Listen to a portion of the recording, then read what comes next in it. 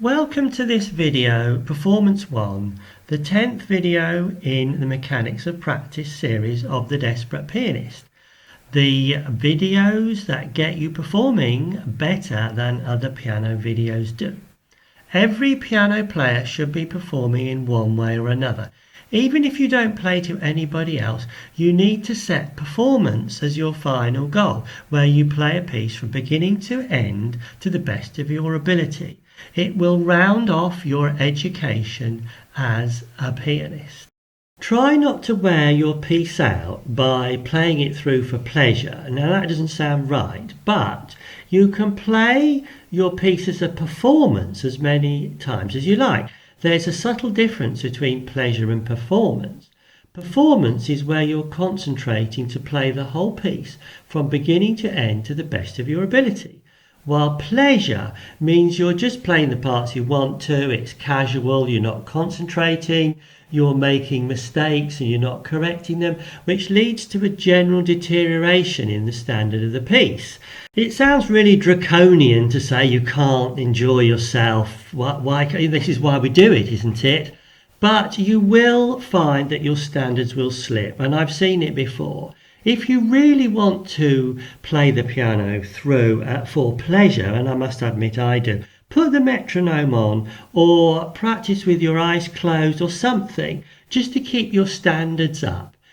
Performing a piece is by definition the end product of one's piano endeavours. It's the final goal, it's completion. It means that you're not aimlessly wandering about, you have achieved what you want to achieve.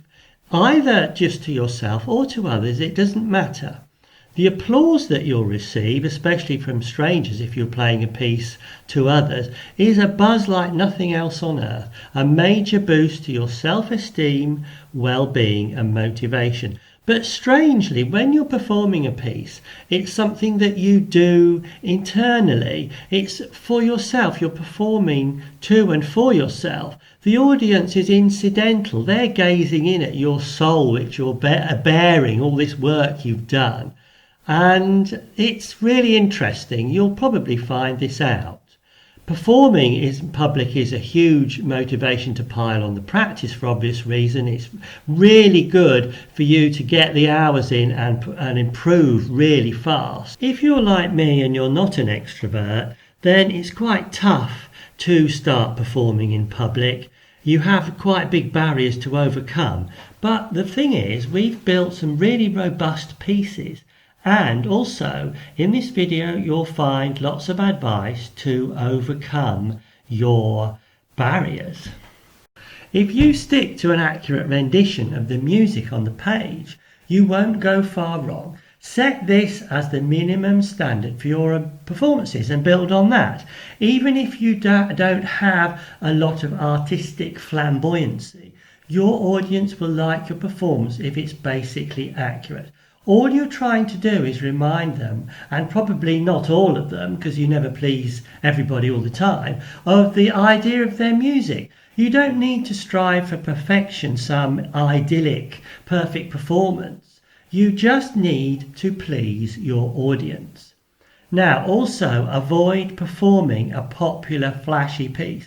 If you perform the piece that the audience knows very well, they've probably been on YouTube and watched some fantastic pianist give an amazing performance. Then if you play that piece, it's not going to be to that standard, they will be disappointed, I'm afraid. So just avoid that if you can, unless you are a fantastic pianist, which probably you won't be here anyway. But just bear that in mind. I mean, you can just play some obscure, pleasant pieces that they don't know that well, and you're on good ground there. And also with the mistakes.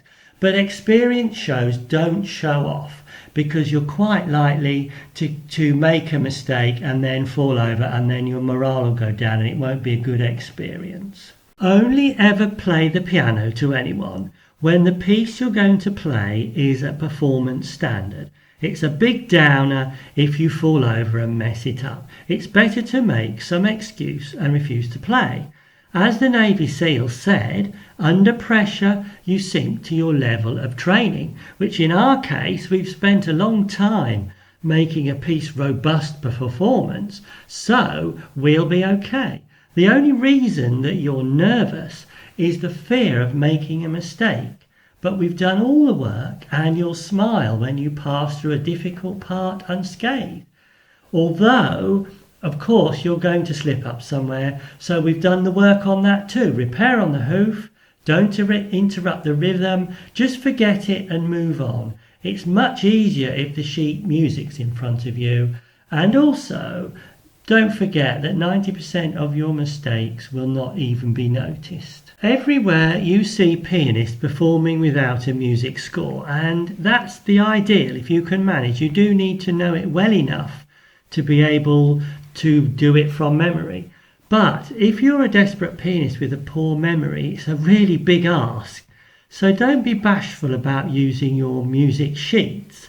Most of the public don't even notice anyway. If you look at the picture here, although it's a publicity photo, the music's there. The public perception of having the music isn't a bad one. It might be the only way. It's what I have to do. To have your music sheet in front of you is a great comfort, and in the long term it will maintain your performance on an accurate basis. Performing the piano is quite an intensive physical exercise on the limit of your capabilities. So it's a good idea to be match fit. Don't be hungry or don't have just eaten a large meal. Caffeine and alcohol are a big no. If I drink, mistakes start creeping in really badly. Just have an orange juice or similar if you get offered a drink. Don't be tired or distracted by other events if possible. Try and leave the cooker off. Keep an eye on your breathing. That's another big thing. If you're under a lot of tension and concentrating, you tend to hold your breath. And that creates even more tension and reduces the amount of oxygen for your vital function. Try and get into the habit of just drawing a nice deep breath if you find yourself feeling a bit funny. If you can also use some sports psychology here and visualize everything you're going to do, especially if it's one of your first performances or if it's in an unusual location. But if you prepare yourself, go through what you're going to do, that can help a lot. If it's early on in your career or it's a big performance or an unfamiliar location, see if you can tip a few things in your favour, such as practicing on the piano beforehand, familiarising yourself with the location, even where you're going to park your car, can all help with taking the pressure off you so you can concentrate more on your performance. Keep your body language positive, don't slouch, stand up straight, be positive, and then you'll find that it all helps with your concentration. If you're playing somewhere unfamiliar, it's quite likely you won't be in your comfortable playing position. So you'll get uncomfortable and that will tire you. You'll also tire with the extra concentration of performing. So if it's some of your first performances, bear that in mind. Try and be match fit. Then if you're playing publicly and someone comes up with their phone and starts recording you, that's a lot of pressure. And what you've got to do is not think, oh gosh, this is awful. Try put on a good smile because you're going to be all over social media and just concentrate on the music and getting that performance out in a good fashion. If you're playing for a long time, then it's a good idea if you can try and take micro breaks between pieces. So, for example, if you're in an old people's home, you could stop and chat to the old people. Or if you're playing with your music sheets, you'll take a break when you change one. Especially if you can stand up to change one, you'll keep the blood flowing. Just try all these things to help you with your performance. And then if you do have a longer break, which you might have to, it's quite difficult to come back and start familiarising yourself all over again. So I find that it's better to take these micro breaks if you can. If you have the choice or the chance, start off with your most robust, simpler pieces, the ones you know best. It will build your confidence, you'll get into the swing of things. It makes sense to let your fingers warm up and get your brain into gear.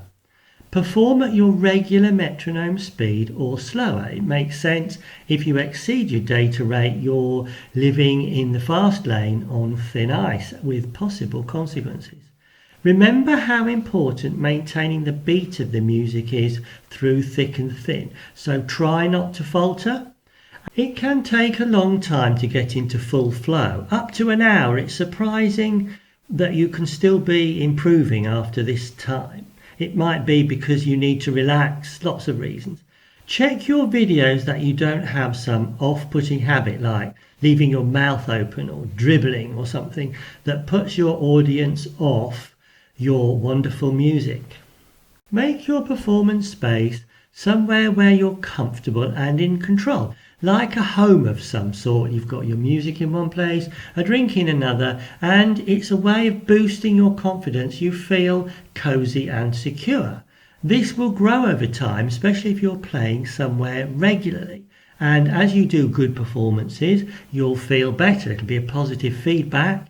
And this applies to your actual pieces too. We've done so much work on them that they're such a familiar space that we feel that they're somewhere we're safe and comfortable. Taking your own piano, if it's an electric one, stool and music sheets, will also give you an instant familiar performance space. You've got your comfortable position, you've got your music and the piano you like playing on. And interestingly, concert pianists, some of the best ones, they actually take their piano and stool all over the world, so they've got their instant familiar performance space. They're not silly.